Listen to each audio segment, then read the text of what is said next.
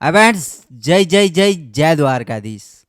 દ્વારકા આવેલું પુરંગા ગામ અને જ્યાં આરએસપીએલ જે કંપની ગુજરાત હાઈકોર્ટે પ્રદૂષણ બોર્ડને નોટિસ આપી અને 30 દિવસ બંધ રહેવાનો જે હુકમ કરવામાં આવ્યો. ખાસ જે લોકોની લડત હતી, જે ખેડૂતના પ્રશ્નો હતા, જે લોકોની ડિમાન્ડ હતી અને જે કોર્ટ સુધી પહોંચ્યા હતા, તો આપણી સાથે જે ખેડૂત છે જોડાયેલા છે.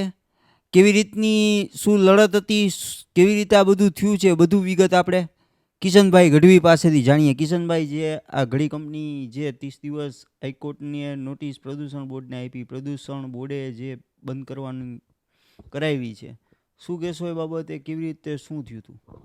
જય દ્વારકાધીશ. ઘડી ડિટર્જન્ટ કંપનીની વારંવાર અમે લોકો રજૂઆતો કરતા હતા.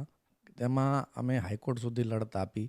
છેલ્લા 7 વર્ષોથી અમે લડાઈ કરી અને આખરે 12/1/2024ના રોજ જીપીસીબીને ઘડીને આદેશ કર્યો છે કે ભાઈ સંપૂર્ણપણે તમે પ્લાન્ટ બંધ કરી દો.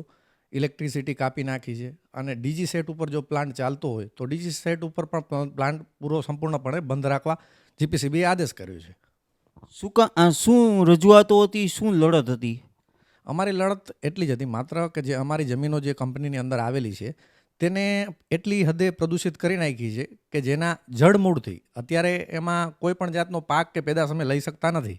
અત્યારે ઘડી ડિટર્જન્ટ કંપની જે દરિયામાંથી પોતાનું ખારું પાણી લઈ આવે છે પોતાના પ્રોડક્શન માટે, તો એ પ્રોડક્શનનું પાણી યુઝ કરી પોતે વાપરી અને અમારા ખેતરોમાં ઠાલવી દે છે. જે એનું બાય કેનાલ પાણી જતું હતું તે અમારા ખેતરોમાં છોડી દે છે. અમારા ખેતરોને હાવ બંજર કરી નાખ્યા હતા. એના લીધે અમે જીપીસીબીને વારંવાર રજૂ કરી. જીપીસીબીમાં રજૂઆત કર્યા બાદ અમે હાઈકોર્ટમાં ગયા અને હાઈકોર્ટમાંથી ઓર્ડર મળતા હાઈકોર્ટે જીપીસીબીને આદેશ કર્યો કે તમે આ મામલે ઊંડી તપાસ કરો. ઊંડી તપાસ કર્યા બાદ અહીંથી રિપોર્ટ લીધા. રિપોર્ટમાં એ લોકોનું આવ્યું ખરેખર આ લોકો ખેડૂતોની જમીન અહીંયા બંજર કરી નાખી છે. ત્યારબાદ જીપીસીબીએ આદેશ આપ્યો કે 30 દિવસ માટે તમે આ બધા પુરાવા રજૂ કરો અને જે પણ છે ખેડૂતોને નુકસાન એનું તમે નિરાકરણ લાવો. 30 દિવસનો સમય આપ્યો છે. ખાસ જે કેટલા ખેડૂતોનો આ પ્રશ્ન હતો, કેટલા લોકો આમાં જોડાયા હતા, હાઈકોર્ટ સુધી કેટલા લોકો પહોંચ્યા હતા? આમાં અમે બધા કુલ 10 થી 12 ખેડૂતો છીએ જેને આજ એક જ મામલો છે કે ભાઈ જે પ્રદૂષણવાળો છે, જે પોતાની જમીનો બગાડી નાખી છે. હવે જે પણ ખેડૂતો છે જેને કોઈ રસ્તા ગામના મતલબ કે એક ગામથી બીજો ગામ જોડતો એવા રસ્તા પણ બંધ કરી દીધા છે કંપનીએ.